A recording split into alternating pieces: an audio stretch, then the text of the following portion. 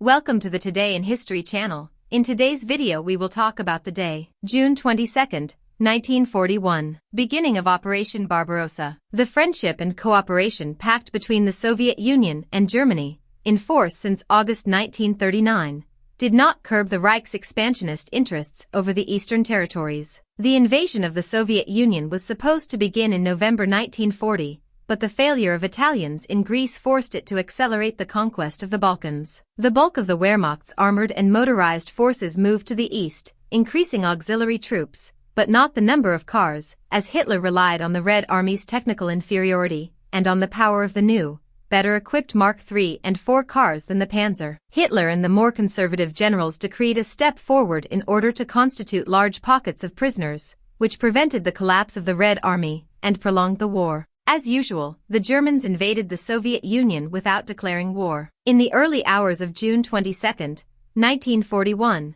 three armies crossed the border into Leningrad, Moscow and Stalingrad. Romanian, Hungarian, Slovak, Italian and Finnish troops went with the Germans, to which, later, Belgian, French, Croatian and Spanish volunteers joined, initiating Operation Barbarossa. Towards Bialystok-Minsk, the invaders marched in two parallel columns, very far apart, and led by tank units that changed direction to take converging lines, so that the Russian forces of Bialystok were locked in a huge pocket.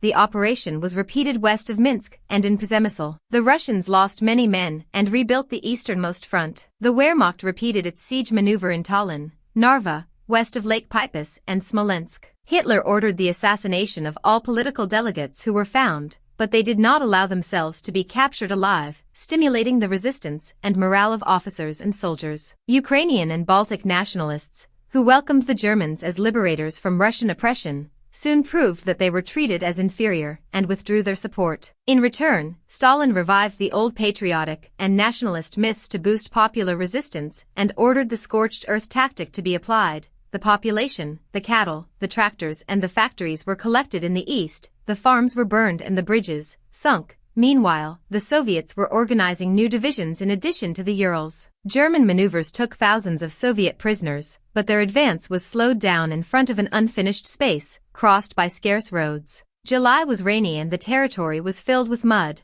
which caused the trucks to get bogged down, while the roads and river passages that had wooden platforms which had not been blown up by the Russians could not withstand the weight of a tank. The Berezina River definitely aborted the operation. Did you like the video? In the description you will find the blog link with the full article. Give an incentive by subscribing to the channel, liking, commenting and sharing with your friends. Hugs. Until the next.